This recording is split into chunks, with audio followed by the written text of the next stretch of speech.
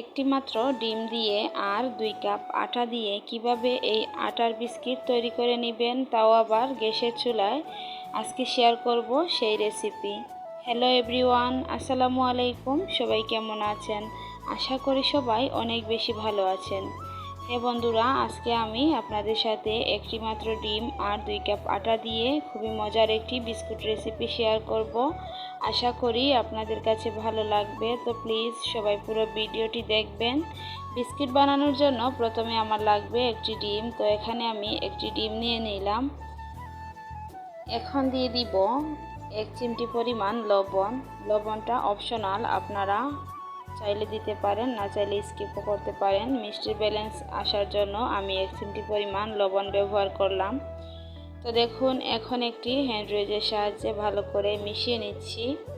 তো চিনিটা গলে যাওয়ার আগ পর্যন্ত এভাবে ভালো করে মিশাতে হবে।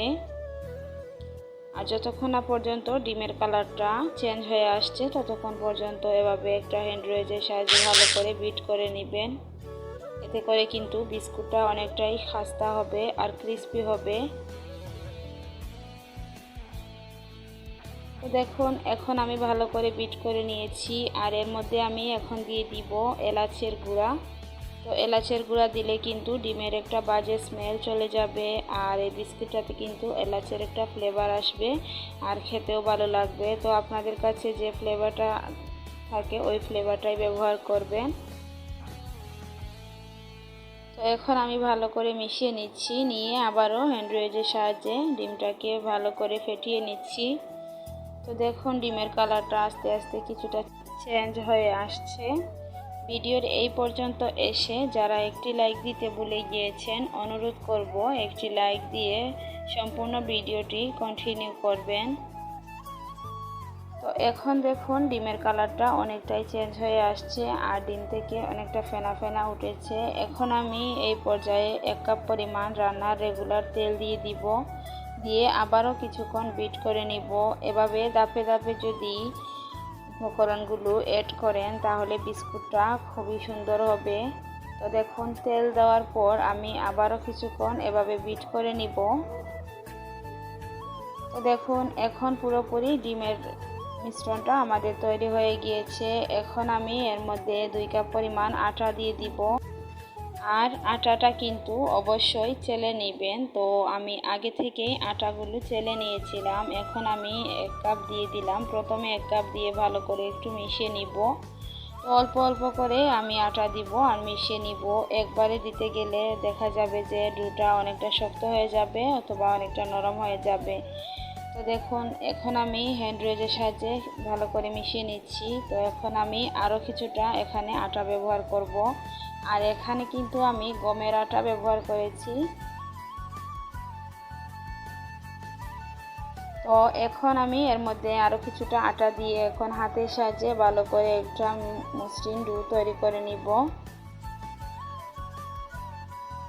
এভাবে ধাপে ধাপে আটাটা ব্যবহার করলে ডোটা অনেকটা সফট এবং স্মুথ হবে। আর বিস্কিট বানানোর সময় আপনাদের কাছে খুবই সহজ লাগবে।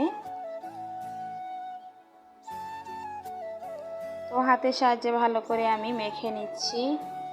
আর এখন আমি এই পর্যায়ে কিন্তু 1/2 চা চামচ বেকিং পাউডার ব্যবহার করব। বেকিং পাউডারটা দেওয়ার কারণে বিস্কুটটা অনেকটাই ফ্লাফি হবে। অবশ্যই এখানে বেকিং পাউডারটা দিয়ে নেবেন।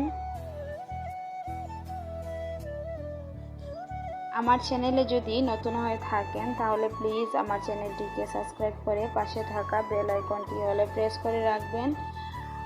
আর আমার চ্যানেলটি যারা অলরেডি সাবস্ক্রাইব করেছেন তাদেরকে জানাই অসংখ্য ধন্যবাদ। আর প্লিজ কেউ নতুন যারা সাবস্ক্রাইবার আছেন বা আমাকে সাবস্ক্রাইব করবেন, প্লিজ স্প্যাম কমেন্ট করবেন না। আপনাদের কাছে একটাই অনুরোধ করব, আপনারা কেউ স্প্যাম কমেন্ট করবেন না, ভিডিও রিলেটেড কমেন্ট করবেন। আমার যেই ভিডিওটা দেখবেন সেই ভিডিওটা দেখে ভিডিও রিলেটেড একটু কমেন্ট করবেন। আমি বুঝে নিব যে আপনি আমার পরিবারে নতুন এসেছেন। আমিও 24 ঘন্টা পর আপনার চ্যানেলে চলে যাব। তো আশা করি সবাই বুঝতে পেরেছেন। এখন দেখুন, ভালো করে আমি একটা ডো তৈরি করে নিয়েছি আর কিছুক্ষণ রেখে দিয়েছিলাম। এখন আমি দুটাকে ভালো করে একটা মসৃণ ডো তৈরি করে নেওয়ার পর হাতের সাহায্যে অল্প একটু নিয়ে তারপর এরকম গোল আকারে শেপ দিয়ে নিয়েছি। এখন হাত দিয়ে আপনারা দেখলেই বুঝতে পারবেন। আর এখন একটি চামচের সাহায্যে আমি দাগ কেটে নিচ্ছি আর খুবই সুন্দর একটা ডিজাইন হয়ে যাচ্ছে। দেখুন এভাবে করে আমি সবগুলো বিস্কিট বানিয়ে নিব। এভাবে চামচের সাহায্যে একটি ডিজাইন করে নিতে পারবেন। আপনাদের পছন্দ অনুযায়ী বিস্কিটটাতে ডিজাইন করে নেবেন। তো দেখুন সবগুলো বিস্কিট আমার বানানো হয়ে গিয়েছে। এখন আমি বিস্কিটগুলো বেক করব। তো বেক করব আমি চুলায়। তো দেখুন এখানে আমার 2 কাপ আটা দিয়ে আর একটি ডিম দিয়ে 18টার মতো বিস্কুট হয়েছে। তো এখন আমি বিস্কিটগুলিকে বেক করে নিব। তো এর জন্য একটা ছোট স্টিলের প্লেট নিয়েছি আর ওর মধ্যে আমি একটি কাগজ তেল ব্রাশ করে বিছিয়ে দিয়েছি।